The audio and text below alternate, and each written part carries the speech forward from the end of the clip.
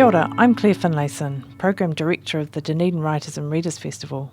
The 2019 festival recording that you're about to hear was brought to you with funding from the Dunedin UNESCO City of Literature and with the support of OAR FM. This session, Akala, Natives, chaired by Paula Morris, was presented by the Otago Daily Times and in association with the Auckland Writers Festival. Enjoy. E nā mana, e nā reo, e nā rau rangatira mā, tēnā koutou, tēnā koutou, tēnā koutou katoa. Kia ora, everyone. I'm Paula Morris, and I'm delighted to be here in sunny Dunedin with Akala. Please welcome Akala.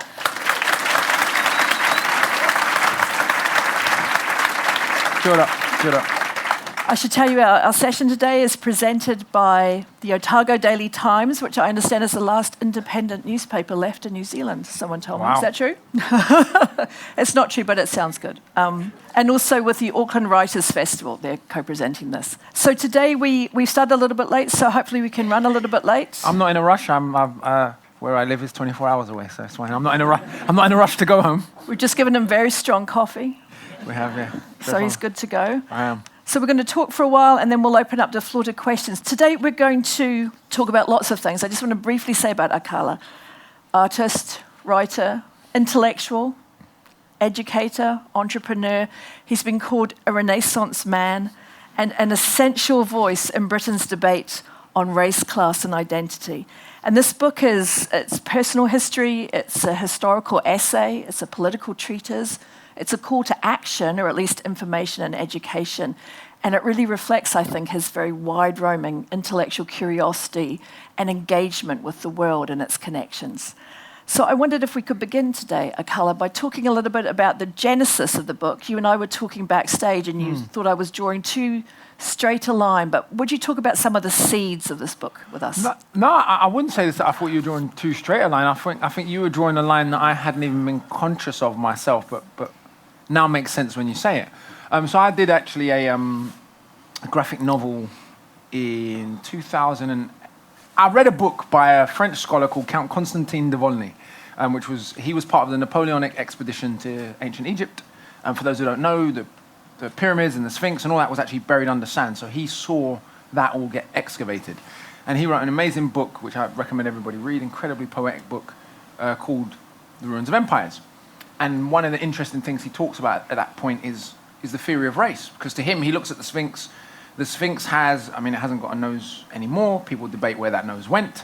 But many of the statues he looked at in ancient Egypt, it was obvious to him immediately, as it was to many other French Egyptologists at the time, that the features, as he put it, of the Sphinx were stereotypically Negro. And remember, he was living at a time where race science, where the idea of race was considered scientific. And one of the arguments of that was, people with what they call subnathal prognathis, where they have everted lips and have a wide nasal aperture to breathe in tropical air, was considered a mark of inferiority. So obviously he's looking at the face of the Sphinx and he's like, well, all this race stuff, that was one of the things that immediately occurred to him, was basically nonsense. And I thought that was really interesting because Egyptology has worked very, very hard over the next 2 centuries since then to sort of whiteify the image of ancient Egypt. But to the original French visitors in ancient Egypt, that wasn't what occurred to them. But anyway, the book is generally brilliant. From that book, I wrote a graphic novel. Well, actually, originally it was a rap. So I was in a hut in Brazil in 2008, and I wrote a long-form poem inspired by Volney's book. So it was my version of that book. I recorded it over music, didn't work. I tried again, something else, didn't work. Then I met an artist from Japan called Tokyo Oyama, and we did a graphic novel version of it together, and I was like, aha, that kind of makes sense. And actually, since then, we've turned it into a short film for BBC Two. So maybe I'm not encouraging you to do this, but if you scour the internet, you might be able to find a version that you can steal. But anyway, so I'd always been engaging with this idea of sort of empire and ruins of empire and lost civilizations or crumbling civilizations or kind of changing currents in the world. And obviously living in Britain, a country that was at one point in human history the most successful empire in the world, we have a lot of grappling with empire to do. And so I think that background, that theatrical, artistic, poetic background may have fed some way into this. And so what I tried to do here, And it felt like the right age, I'm 35 now, I was 33 when I began the book. It felt a good time to reflect on the personal and the political. Because when you come from the kind of background that I come from in the UK, this age is a good age to see how everything panned out almost. In my neighborhood, my family is the poor family that made it, yeah? But when I look around, and this includes the poor white kids that I grew up with, virtually everyone is pretty much where they started.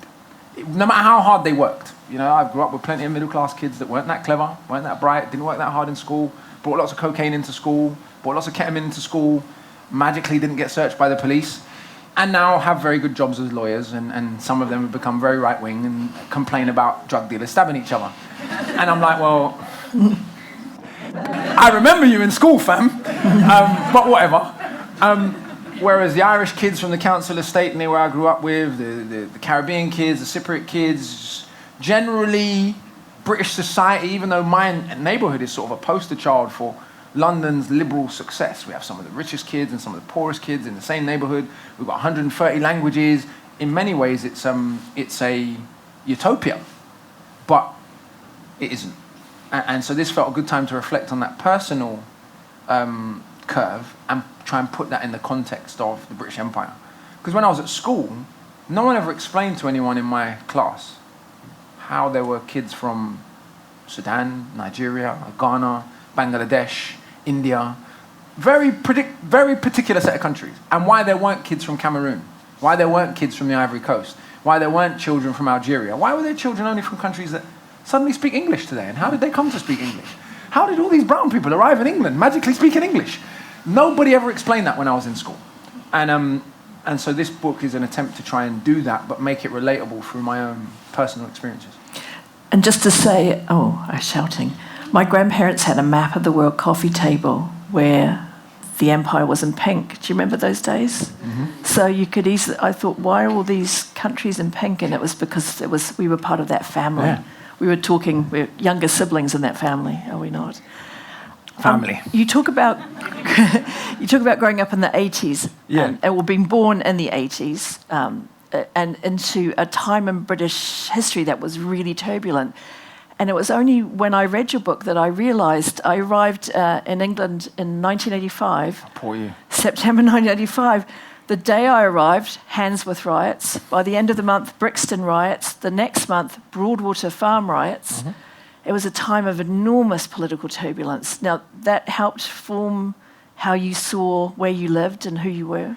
Yeah, I mean, so when I talk, I do lots of work in schools. I go to countless amount of schools in the UK. And what's been really strange to me is kids growing up, particularly in London, Manchester, Birmingham, Bristol, just take it for granted that they have friends from different ethnicities, that they all kind of get along, that no one beats up the Indian kids anymore, because the Indian kids fight back, partly. That was a big part of it.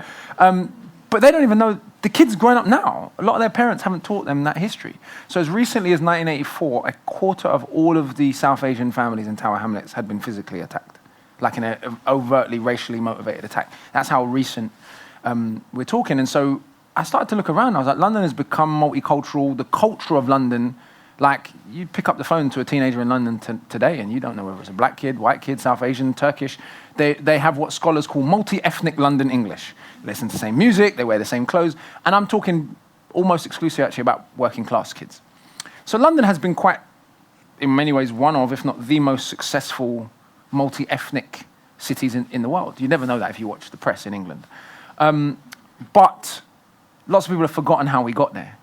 And that chapter on the 80s is sort of a reminder of how tough things actually were. The Broadwater Farm and the Brixton riots, again, for those who don't know, the police, in one case, raided a young brother I know. They raided his uncle's house, and his grandmother wound up dead. A week later, they shot and paralyzed an elderly black woman called Sherry Gross. People rioted. Everyone can say everyone said at the time, unruly, crazy black people. But if there's anyone worth burning half the city down for, surely it's Granny. Do you know what I mean? When you really think about it, if there's anyone worth defending in the whole world, it's your grandmother. And in hindsight, everyone can see that. At the time, it was just like, what's wrong with these crazy black people? And so people now, if that happened in Britain, if the police shot someone's grandmother, even most fairly bigoted people would be like, that's absolutely outrageous. at the time, at the beginning of that decade, 13 black children burned to death in a suspected racist arson attack in a place called New Cross in South London, and the Prime Minister of the time didn't even say sorry, didn't come to visit, didn't even acknowledge it, as if it didn't occur. These were British citizens. The police bungled the investigation, they treated the victims as if they were suspects, accused them of setting fire to their own home, all this kind of stuff. So I'm also saying, actually, British society has got a lot better. Even though I'm very critical of it still, it would be very disrespectful to my dad, who has scars all over his body from fighting the National Front and the Teddy Boys and the police, and my stepdad and everyone else, to deny that in many ways British society has improved. I've never been beaten up by the police. That might not sound like much of an achievement, particularly for white people, but in the context of Britain, that's quite an achievement. I've been searched, I've been handcuffed, I've been thrown in the back of a van, I've been told I look like the person who just robbed someone. I've been searched illegally underage 50 times maybe, but I've never been beaten up. And that might not seem that much, but it's a massive step forward from where my dad and my stepdad and my uncle, all of whom got beaten up by the police several times.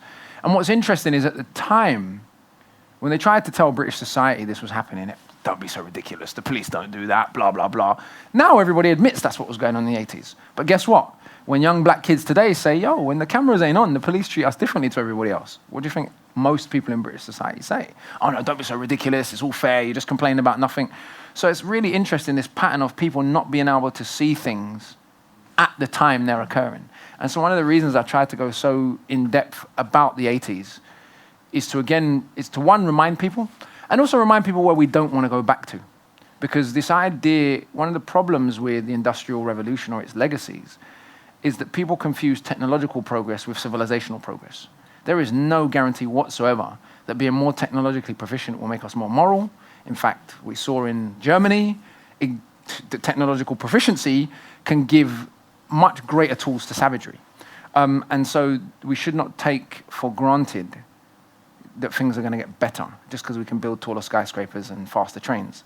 And so I think reminding people about what the 80s was like is also about saying, if we're not careful, if we allow bigotry to go unchecked, if we allow the Daily Mail and the state to keep talking rubbish, this is what we've got to look forward to. Only this time, the marginalized groups are much, much better equipped to fight back than they were in the 80s. And I mean, who would want to go to Peckham and fight with young black boys today?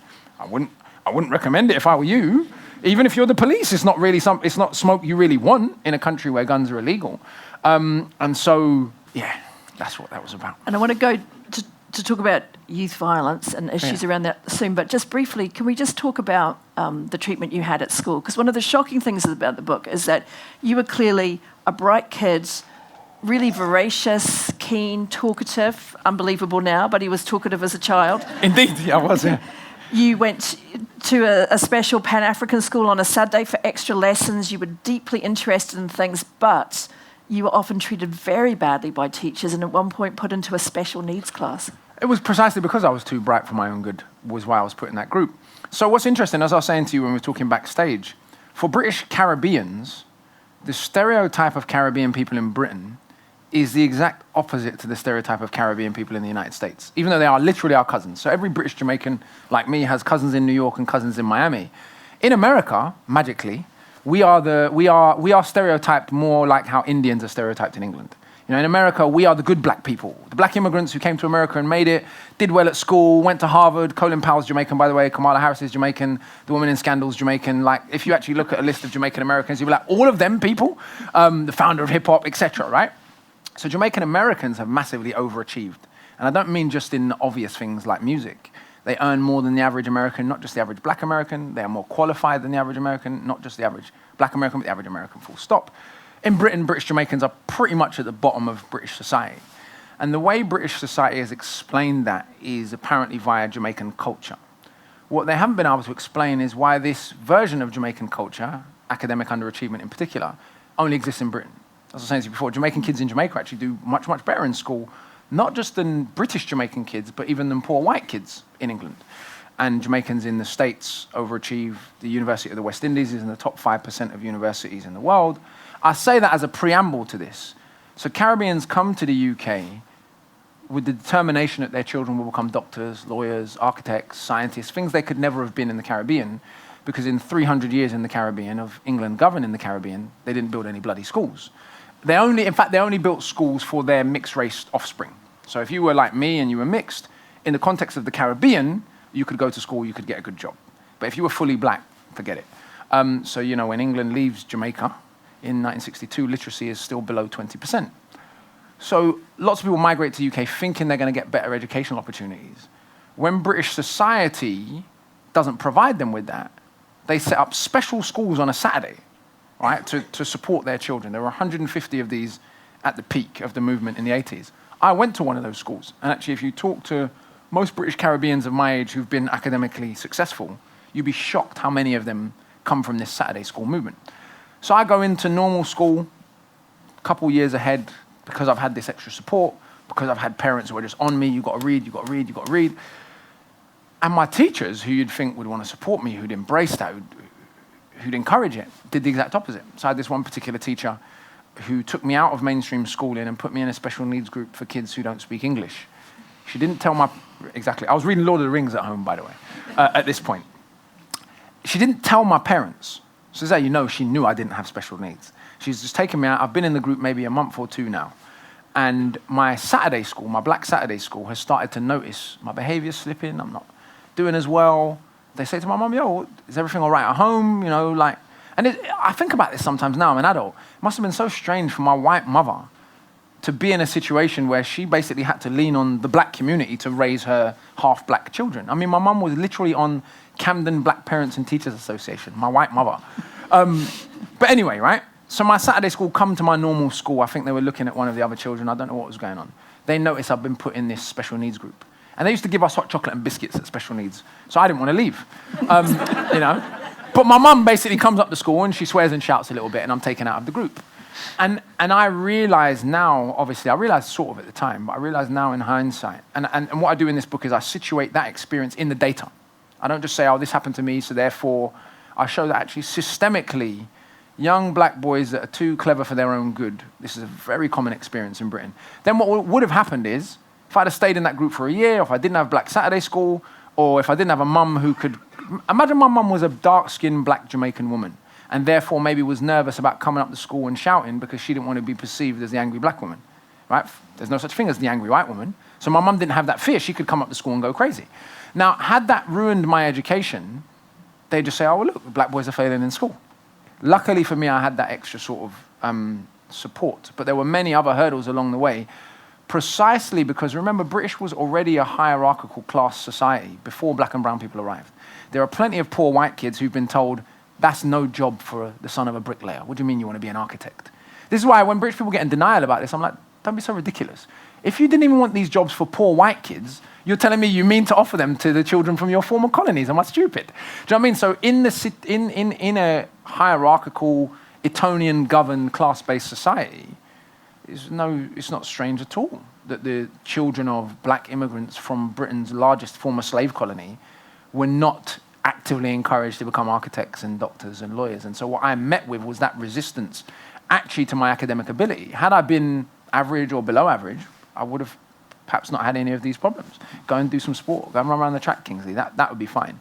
And so I go through and show that a lot of my experiences that carried through school are actually systemic rather than just the result of a few bad apples, you know, being bigots. That said, I also point out I had some very good teachers and they weren't only the black teachers. There were lots, black teachers in particular took a really active role in supporting me. There was a teacher from Poland who I had the following year after that woman who, he was my guy. To this day, I see him as someone who helped turn my life around.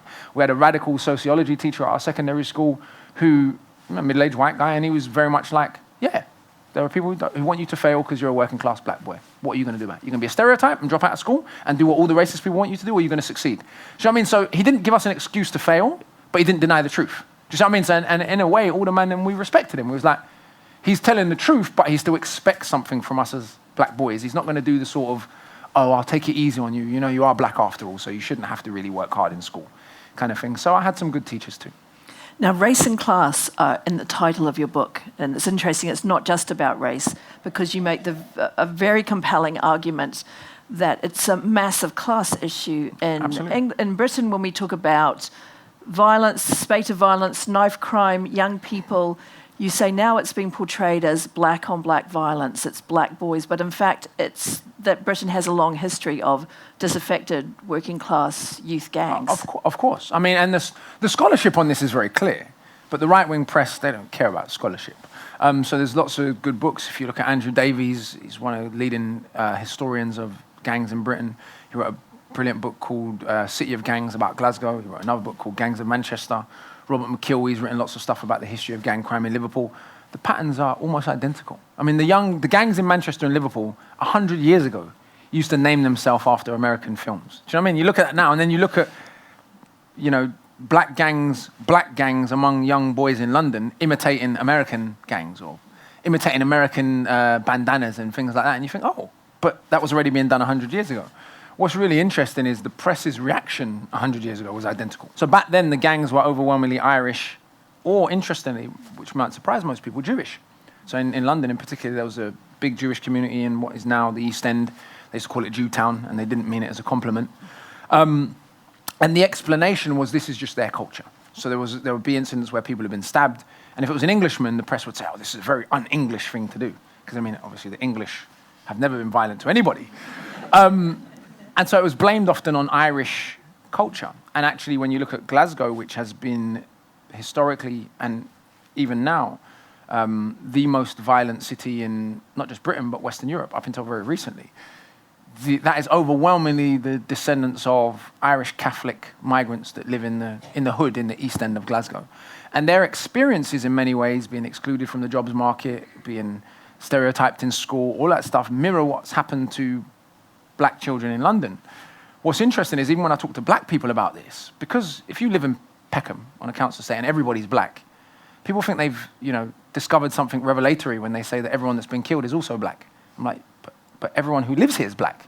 So that's hardly a surprise.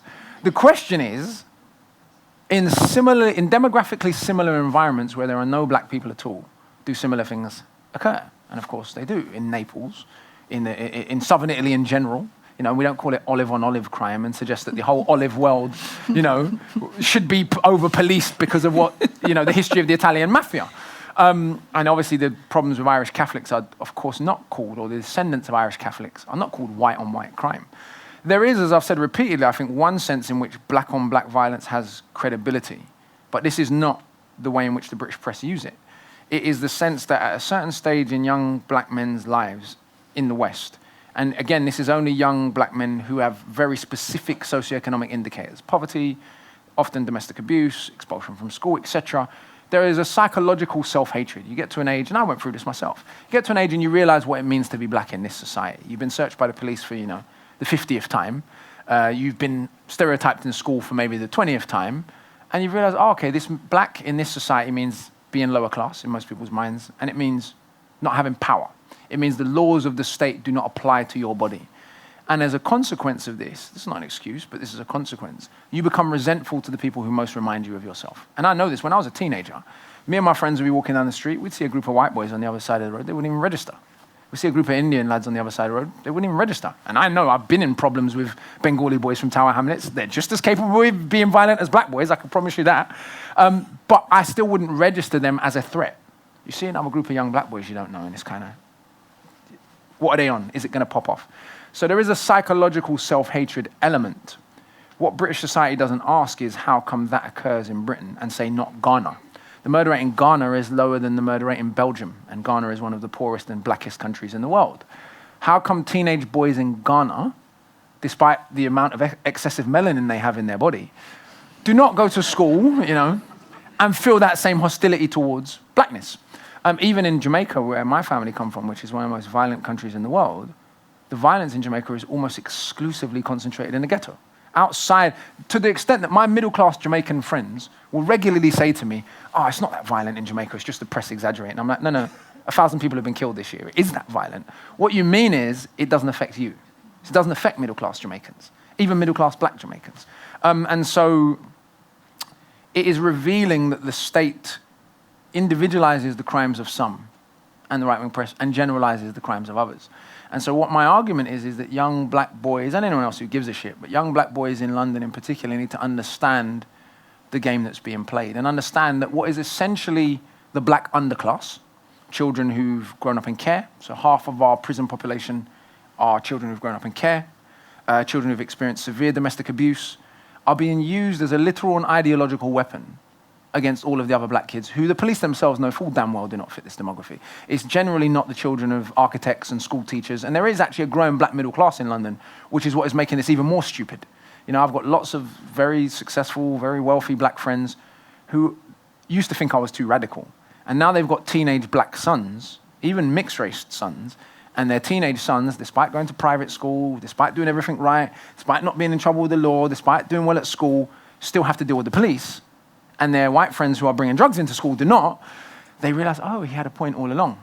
And so I think the racialization of violent crime tells us something very sad in a way about British society, that ultimately, even people who've been in Britain 4 and 5 generations are still defined by blood quantum, by their ethnicity, not by their passport.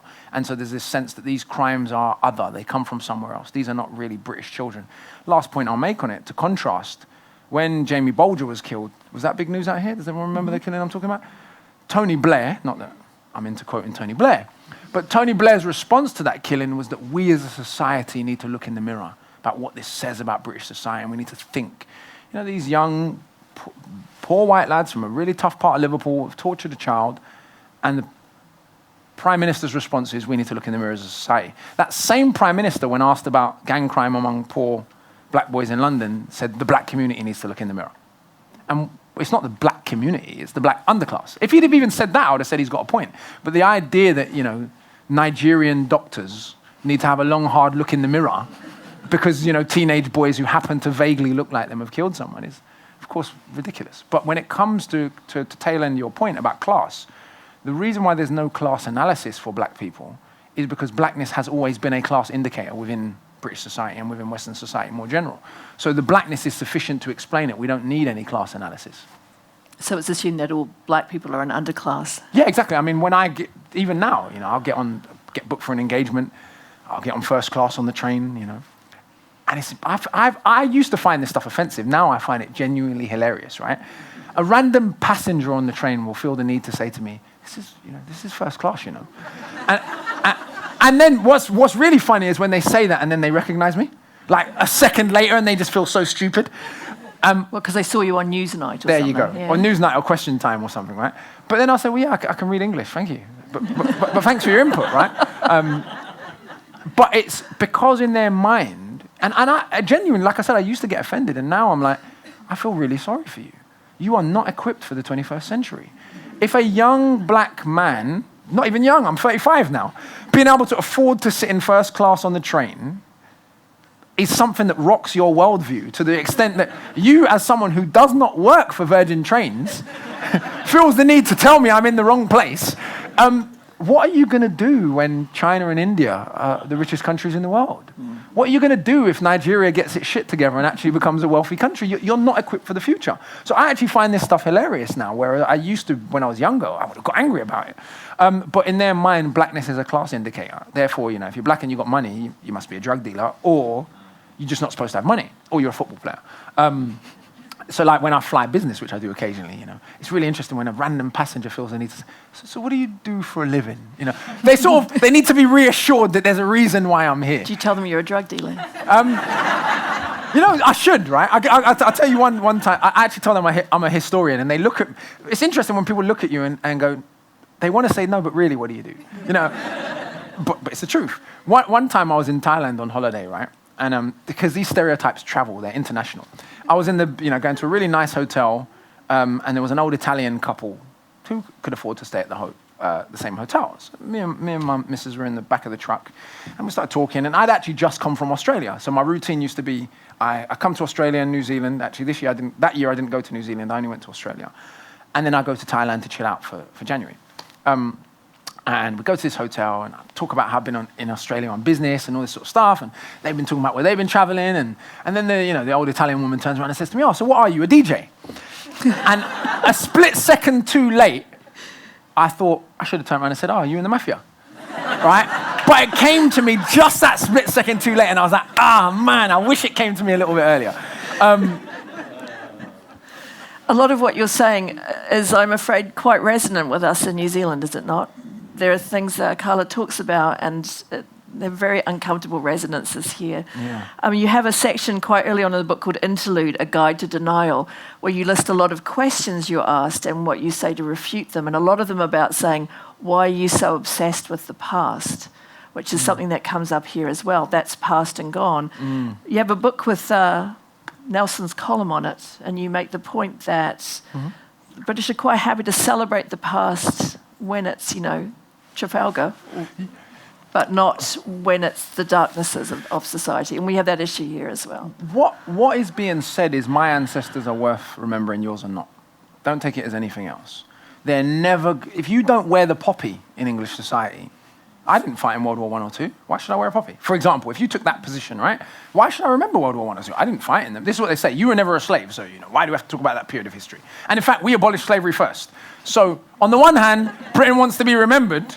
So the positive part, we abolished slavery first, which isn't true, by the way. I've got a whole chapter refuting that utter nonsense that people in England tell themselves. But on the one hand, the positive side should be remembered. No one's ever told me to get over Shakespeare. I've been teaching Shakespeare virtually my whole adult life. And Shakespeare died 400 years ago. Yet parts of history that are more recent, we should apparently forget. And what they're really saying is, this makes me uncomfortable. I don't really want to hear about it. Your ancestors are not worth remembering. Or even very recent events are not worth remembering. But you shouldn't take it as any sort of real intellectual argument and try and meet it as that, because it isn't that. It's just people trying to offshore their own discomfort. But a lot of these comebacks, particularly to discussions of race, are perfectly rational. And that's what lots of people forget. If your identity has protected you and may even help keep your children safe, it's perfectly natural that you wouldn't want that to come under scrutiny. And this is the thing, because I am half white, I understand a lot of this stuff instinctively in a way that people can't fool me. My mum goes to certain spaces and people who don't know she has brown children, and there ain't any brown people around, talk about race just as much as we do. Just don't do so publicly. My mum, even when we go to Jamaica, there's places in Jamaica my mum will go that I won't go, without calling a cousin and saying, yo, fam, is it safe? Should I go down there? Because my mum doesn't realize it and even mean to do it. But being a white woman in Jamaica, there's like 74 layers of protection. It's not that nothing can happen to you. It's just that Jamaicans understand very well, if something happens to a white woman in Jamaica, there's going to be consequences. The army might come in and kill a few people. Shit could go down because there's importance attached to that body. And so in a way, the protection of unearned privilege is entirely understandable and rational in a way. Recently, Jon Snow was on the news. I don't know if anyone saw this, right? Jon Snow, Channel 4. Yeah, Jon Snow, Channel 4. Big old Mr. Channel 4, right? He's quite old now, isn't he? Yeah. And I like Jon, by the way, so this is not personal to Jon. He was presenting something about the Brexit march. And he said, I've never seen so many white people in one place. Which was a really odd thing to say, because, you're a white Englishman. Clearly, you have seen this many white people before. You've been to Hay Literature Festival. But it was a throwaway comment. He didn't say, I've never seen so many evil crackers in one place, right? Now, if he did, the 9,000 complaints would have been understandable. But just him saying, I've never seen so many white people in one place, 9,000 complaints or whatever it was Ofcom got. Now, these are the same channels that say black on black violence, black on black violence, black on black violence, black on black violence, day in, day out. Yet him just saying white people received 9,000 complaints. And that is because, of course, persons racialized as white, as I prefer to call it, have been taught that they don't have a racialized identity, that they are, in fact, the default human being. Do you see what I mean? And therefore, to be told, oh, no, you have a racial identity just like everyone else. This whiteness, how do you think Celtic, Norman, Corsican, Polish, Slavs, all these people who historically were drastically different ethnic groups who often fought one another, weren't always the best of friends. My white ancestors are Highland Gaelic Celts. They don't bloody like the English. They hate the English. In fact, my mum's half Scottish and half English. The English side of the family disowned her for basically getting with a black dude. The Scottish family, I think, were a little bit like, well, at least he's not bloody English. Do you know what I mean? So it's like, even now you go to Northern Ireland and you look at the symbols used between Catholic and Protestant. The Catholics have a Palestinian flag and the Protestants have an Israeli flag. If you drive around Belfast, you'll see this very, very commonly. So there are big ethnic tensions within Europe. Whiteness out in the colony, and class tensions.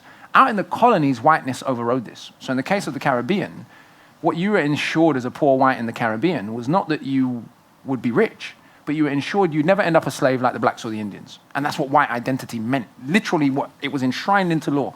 We can't guarantee you're going to be rich. We can't guarantee your life's going to be good, but we can guarantee you won't end up like them. And of course, in a context where being white is the difference between being human and being a piece of merchandise, of course you'd want to protect that identity. And obviously it's not that extreme today, but there is a sense in which there are layers of protection. No matter how many middle-aged white men become pedophiles, the British press will never, ever, ever be writing articles saying middle-aged white pedophilia, white on white pedophilia, white on white rape, white on white rape, white on white. Those articles are never going to come. Yeah, and there are 600,000 sexual assaults in Britain every year. I couldn't believe it when I read the data. Yeah? And so there are layers of protection that is understandable in a way that people want to hold on to. But I don't think anyone who's serious about these discussions should genuinely pretend people don't understand what's going on. The sensitivity itself tells you they understand what's going on. Because why would you be sensitive to it if you don't understand what's going on? Why would you be sensitive to issues in history where Britain hasn't been the good guy if you're not trying to protect something about British identity, more broadly speaking, too? Could we talk briefly about a big story that broke last year? I'm sure that we heard about it here as well, the Windrush generation, where the Home Secretary ended up resigning, Amber Rudd, because basically information bubbled up that people were being wrongfully deported. Now, not everybody knows what the Windrush generation means. Would you just talk about that briefly? Yeah, so in 1948, the British government made the entire British Commonwealth citizens of Britain, all 650 million people. Something they've bitterly regretted subsequently. Very bitterly regretted. It wasn't done because they genuinely wanted us all to be citizens. It was done because in the context of the post-war period, America and Russia emerge as the global superpowers. And little old Britain, who was the global superpower before the war, wanted to stay a global superpower. And having 20 or 30 or 40 million people, whatever Britain had at the time, was not the same as saying we have 650 million people. So they make the entire Commonwealth British citizens, not anticipating that meant the darkies would start coming to England. and so a boat full of Caribbeans, 492 Caribbeans, upwardly mobile Caribbeans actually, because who else could bloody well afford to get on the boat at the time, turn up in Tilbury in 1948. It was actually the second boat. There was an early one that hasn't been remembered called the Orbiter, but that boat was called the Windrush. And so the whole period of Caribbean migration from 1948 to 1962, when the British government cut off migration from the non-white parts of the Commonwealth, they pretended not to do that, but that is what the law did. That whole generation has been called the Windrush generation. The curse for that generation is, in fact, the fact that they arrived in Britain British citizens. Because they arrived in Britain British citizens with British passports, when their children were born in Britain, they did not naturalize them. Because why would you? You arrived as a citizen. Some of them didn't even get their children passports. So like my uncle, if he was still alive, would have been one of the people that was getting deported. It wasn't actually the Windrush generation who were being deported. It was their British-born children, or children. So in my uncle's case, he was born in Jamaica, was sent for when he was 5, comes to England, been living in England, paying tax his whole life, gone to school in England. And this is what happened, basically. People who lived in England for half a century, paid tax, gone to school, all of that good stuff, didn't have criminal records, whatever else, were being rounded up by the government and deported. Now, if that were in any third world country, we'd call that a human rights abuse, retroactively basically revoking people's citizenship based on their ethnicity. And it came out that the government had destroyed the records of them arriving in the country, which was kind of the most sinister part. Quite recently, wasn't it? In 2011. So they knew they were going to do this. And the funny thing is, we've been trying to tell people this has been going on. This isn't new for us. This has been going on the whole time we've been in the country, but has been speeded up in the last few years. It was only when it got to such a point of ridiculousness, and then the Guardian started covering it extensively, that it sort of blew up. But it's still, since the scandal, they're still doing it. There was a recent deportations flight, and they're going to continue to do it. And these are 2 Commonwealth countries. They will never, ever, ever, as long as we live, round up a plane load full of Kiwis and send them back, or a plane load full of Australians by force. They might say, hey, you're from Australia or New Zealand, you've overstayed your mandatory 90 days or whatever it is you're allowed to stay in the country without a visa. Could you kindly go back where you came from or get a visa? But they will not be arresting any people from this country. And what they'll say is, see, it's not about race. There's brown people from New Zealand, but they know it's a minority, so the risk is not the same. And so you have this, again, this sense that you are not British, just to prove the point that it's that. When that boat arrived, the Windrush boat arrived in London, the Labour government at the time referred to the passengers on board as an incursion and said steps need to be taken to identify the ringleaders so that no further influxes are encouraged. Bear in mind, these are British citizens. Half of them were war veterans. There were 200 Polish people on that boat too. They've just vanished into history. And in that same period of time, last point I'll make on this, because I know you said briefly, sorry. But it does connect to the history here, right? In that same period of time, the British government was paying for 1.5 million domestic Brits to come and live in the Commonwealth, including here and Australia. Most of whom were too poor to afford the trip themselves, so the government subsidized them. About 75% could not have afforded the journey.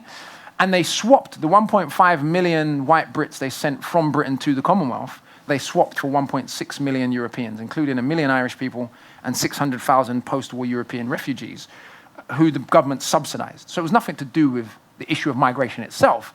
It's just they thought that migration should apply to white people only. And I don't say that to be funny.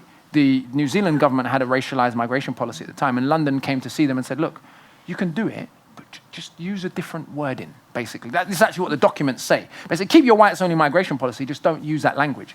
Or the Home Secretary that oversaw the 1962 Commonwealth Immigration Act in England, Rab Butler, said, the great merit of this legislation was that it can be presented as non-discriminatory, while its restrictive intent is intended to and would indeed apply to coloured people almost exclusively.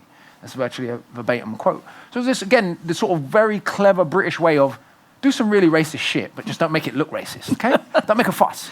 And so when we say going on about the past, our grandparents are being rounded up and deported today, at a time when they should be cashing in their pension. People who've worked their arse off for 50 years, building Britain a national health service, are now being deported back to a country that isn't, or to countries that are not their home, where they don't know people, where they don't have family. And that's why it's important to understand the past, otherwise you can't understand the present, which everybody understands when we look good. I feel like we could talk to Akala for 2 hours. I have got loads of questions which I haven't even looked at, partly because I'm too vain to put my glasses on. And I do want to go to audience questions soon, but I want to ask you about the word natives in the title, because it is a very loaded word and you chose it particularly, so why? For exactly that reason. It invokes the colonial, imperial gaze, the idea that these people are the natives, they're bad. But it invokes a question. Who is native to British society? The example I always give people, when British people tell me they don't understand the way that white privilege works in Britain, I say, well, think about it like this. When I grew up, people whose grandparents came to England from Poland or Ireland frequently told me to go back where I came from. My maternal ancestors are the indigenous population of Britain. They don't even speak English, they speak Gaelic. They've been in Britain before the Romans got to Britain. And yet someone whose grandparents arrived from Poland yesterday morning, something has taught them that they have the right to tell me to go back where I came from. Ironically, even in the case of Jamaica, Jamaica was in a political union with England before Scotland was in a political union with England. So even on the black side, this idea that I'm a foreigner, that I came from somewhere else, what if not the fact that I'm brown has given people that impression? And so it's very clear to me that even when people pretend not to, they very much understand, or at least conceive of often, British identity in ethno-national terms. So who is native and who isn't? Publicly, we have a civic nationalism. Anyone born in Britain is really British. But privately, there is what Stuart Hall would call a common sense understanding that we don't really mean that. That's why we say, black and Asian. Our kids in Tower Hamlets whose great-great-grandparents came from Bangladesh, Asian. Many of them might not have even been to the entire continent of Asia. That happened with the mayor, by the way. Sadiq Khan went on a trip to Pakistan and someone said to him, a reporter from England with the trip said, what's it like to be back in Pakistan? He said, I'm from South London, mate.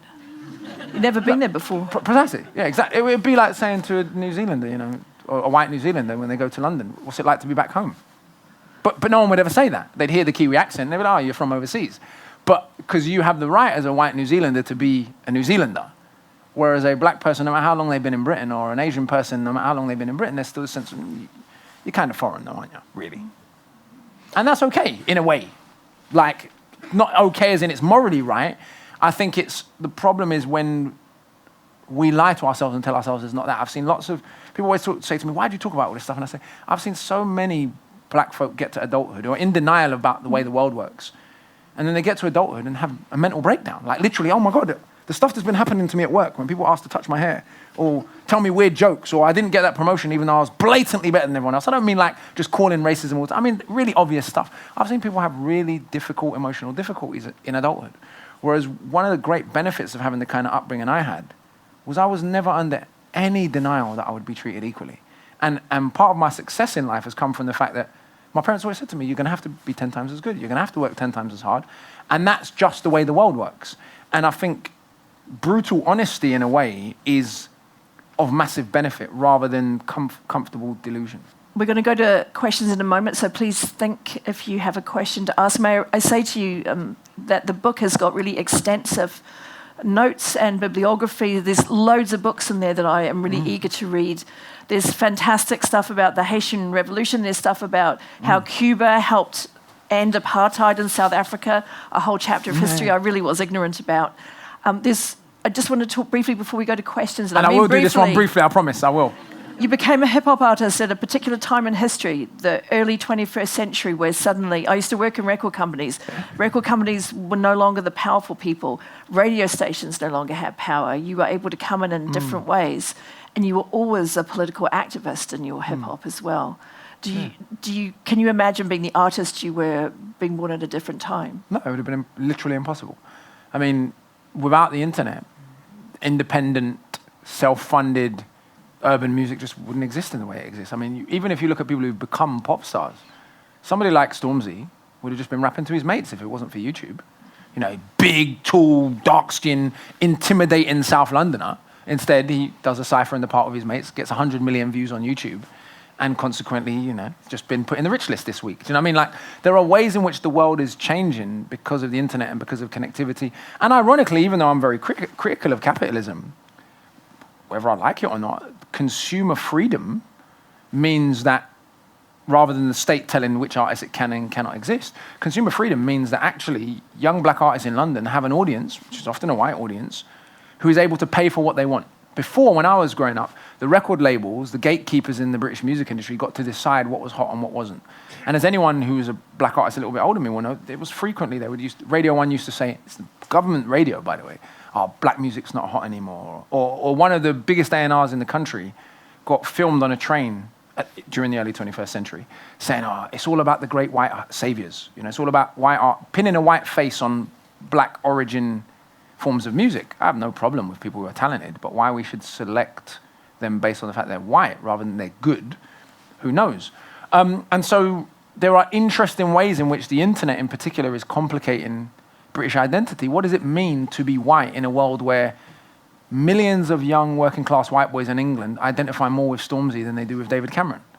Do you know what I mean? Like, so it's really, the government knew what they were doing, the state knew what they were doing, the cultural gatekeepers knew what they were doing by excluding black perspectives. White people are human beings. To believe they're innately superior, they have to be constantly lied to. To believe that black people are subhuman, they have to be constantly lied to. If you allow someone like Stormzy to become a national star, which is what's happened, who got the best GCSE grades in his entire school, which is true, who's clearly very articulate, very talented, very confident, very much himself, there are consequences to that culturally for how people perceive black people. You've got Dave now. This new generation of kids has just grown up in a world in which black kids from the hood in London expect to become superstars. And their white mates support it. So it's a really interesting time to be an artist. And even though I was sort of the breakthrough generation, for the young kids growing up now, who've grown up on me and Kano and my age group, they've never known a time where there weren't black kids from just up the road who were superstars. Whereas I grew up, everyone was American. And so as much as I criticize Britain and as much as there's negative things I've got to say or difficult things I've got to say, I think Britain is also in a really fascinating, interesting, vibrant place in which culture is one area of the sort of battlefield for what it's going to mean to be British in the future. And we must be able to criticise our own country. I feel that really strongly. It doesn't undermine it in any way. It makes it stronger. I mean, how can you have a democracy if you're not critical of your own country? The example I always give people, sorry, I know I'm supposed to be brief, but it's an important one, right? When people say to me, you should be grateful you have free speech, I repeatedly point out to them that Jamaica has been in the top 10 in the world for press freedom the last 3 years in a row. It's 42 places above Britain.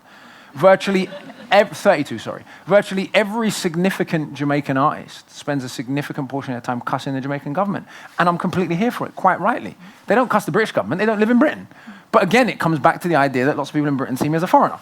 So I shouldn't criticize my government, I should be grateful that I live in a country where there's free speech. And so, of course, we should criticize the society.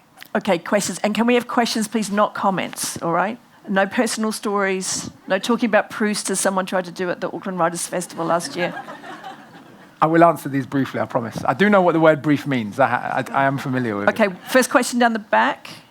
Yeah, thank you. Kia ora, Kingsley. Kia ora. Great kōrero. I just have a question from an academic point of view. Yes. Whether you wanted to make any comment around the importance of decolonising the academy. Yes. And I don't mean necessarily obvious stuff like roads must fall, but deeper than that, decolonising the curriculum and the reading list, et cetera, because what is the point of achieving justice in terms of access to education when the prize is a colonial education? Yeah, very, very good question. I think it's really, really tremendously important. And I think lots of people think, or lots of people who are resistant to this, think this is just about black and brown people trying to be included. White people in the West need to understand the world, because otherwise they won't understand the future. If you believe China is an emerging country, which I often hear people say, my God, you're going to be in for a shock. A country that was wealthier than the Roman Empire at its peak, a country that was putting 2,000 terracotta soldiers in a tomb, with its king when my ancestors were barely building Stonehenge, is not an emerging country. Do you see what I mean? How ridiculous.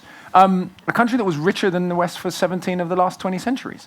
So understanding human history is really, really important. To bring it to the Haitian Revolution, which you mentioned, in the case of the abolition of slavery, people in Britain have told themselves that we benevolently abolished slavery, even though we tried to crush the only successful, I say we, slave revolution in human history, which occurred in Haiti between 1791 and 1804. If you believe that these people are just benevolent recipients of charity, when you oppress them and they turn around and start killing you, you're going to be in for a bloody big shock.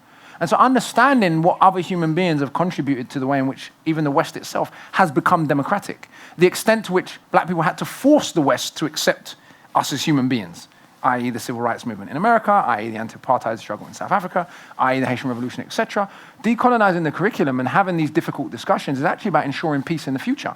Because if I respect your fundamental humanity because I know what your contributions are, I'm more likely to respect you as a person, right? If I think, you lot have just done nothing, you were in caves, we did you a great favor colonizing you, I'm not really going to respect you, and that's going to lead to misunderstanding. So I feel like the difficult discussions in academia and reading difficult and confrontational literature in academia is much better than misunderstandings in the street.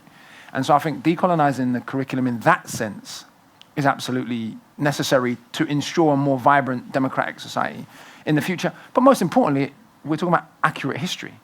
People have got away with lying for far too bloody long. And one of the things I was saying to you, what's been really revealing to me about the publication of this book is the absolute intellectual cowardice of the people who should be my opponents in England. It's been in the top 10 as a hardback and a paperback. I don't say that to show off. There's not been one critical review, not from the Daily Mail, not from the Times, not from the Telegraph, not from any of the right-wing intellectuals. Why? But what about a non-right-wing intellectual non-intellectual like Rod Liddell? Did he have anything to say? They won't, because this is what I mean. When they're in my face, as you saw with Pierce and others, they want to be my friend. Because deep down, they know they're talking shit. Now, I don't mind it. I'm not saying that all conservatives are wrong, by the way. That's not my argument. There are obviously incredibly clever conservatives. My point is, when it comes to things like the abolition of the slave trade, they won't have the debate with me publicly because they know it's deep down, they're talking shit. They've read the same parliamentary archive that I've read, in which the arguments were not about we love Africans.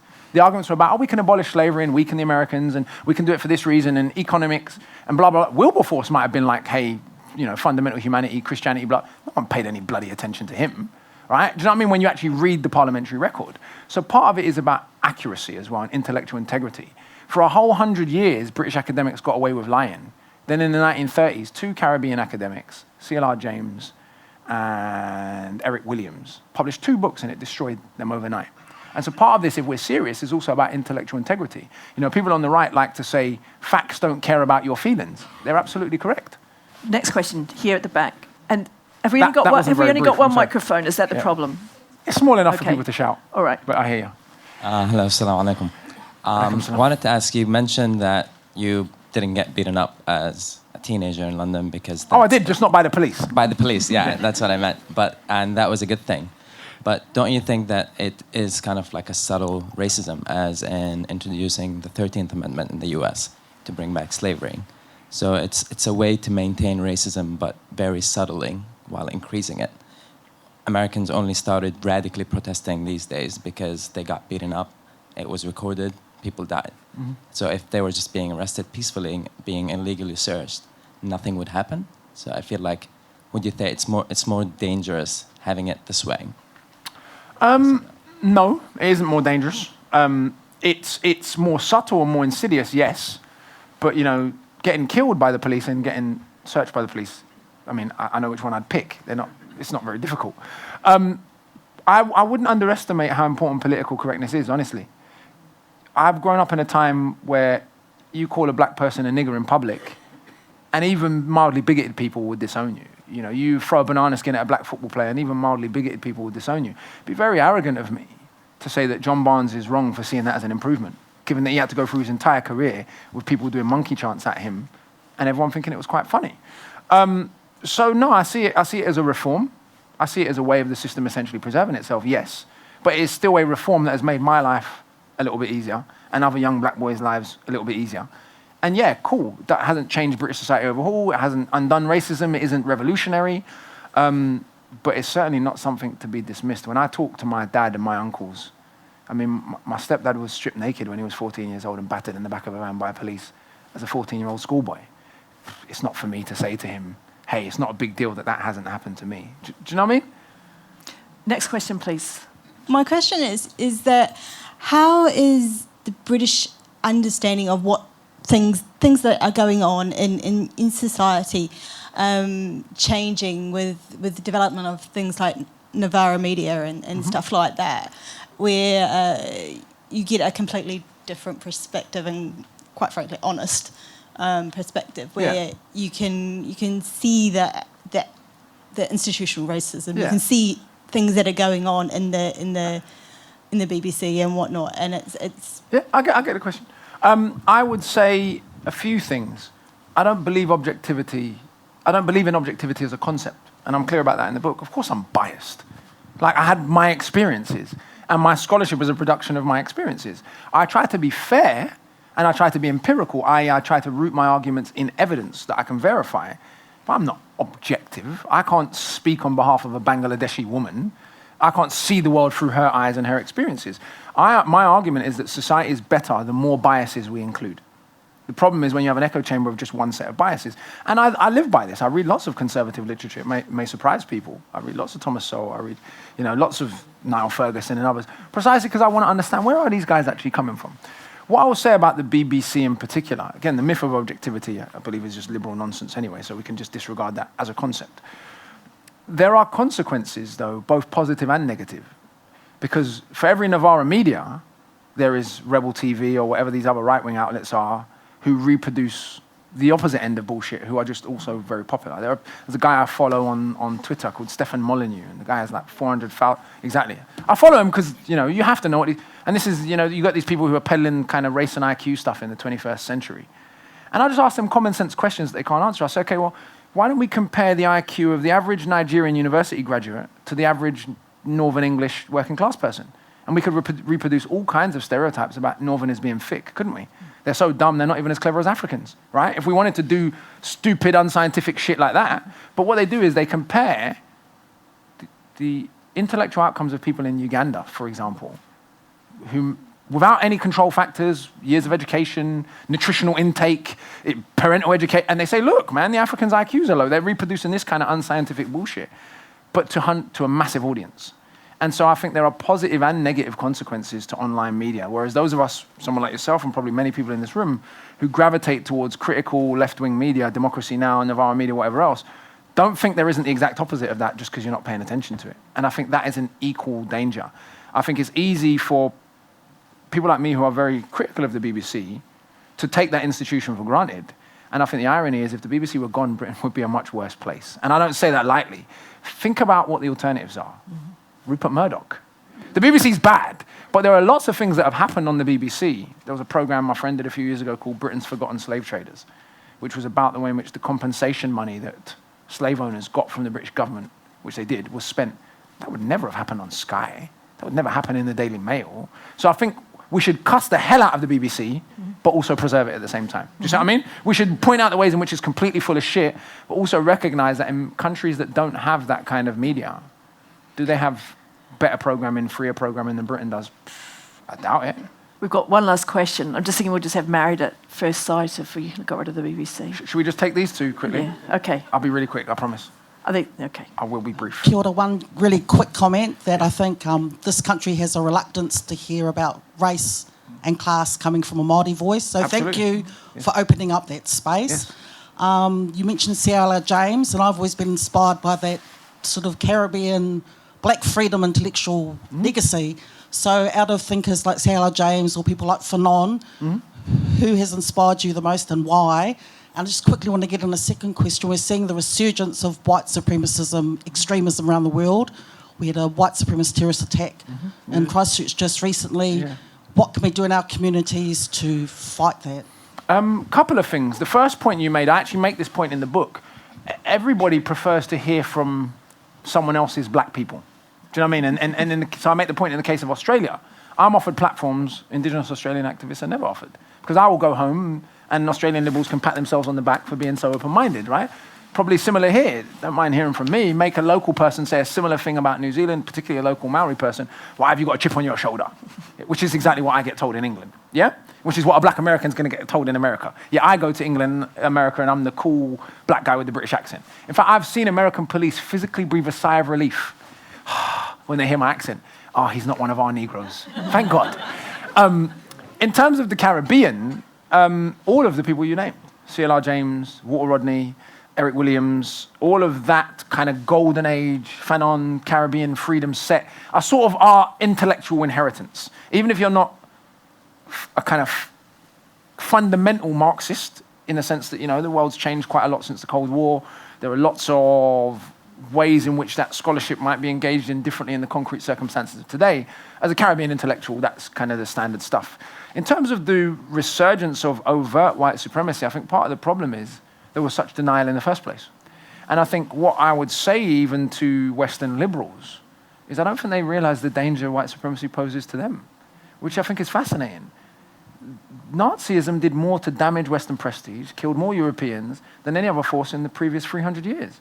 It made space for decolonization. It basically ruined Western Europe's chances of ever being the richest region of the world ever again. And yet people in the West don't take white supremacy seriously as a force. This is really, really strange. Like the force that has been most detrimental to Europeans is something they don't, because it's such an illogically absurd, fanatical idea, but they recognize that fanaticism when it wears Islamic clothes, when it wears Hindu clothes, or when it wears any other clothes, Japanese Empire. The Daily Mail even did an article about the Japanese Empire saying, how dare the Japanese not apologize? Right? On the anniversary of the torture of the liberation of Hong Kong. Okay. So I would say that, yes, people have to engage with that uncomfortable history and uncomfortable reality and see that people are being radicalized.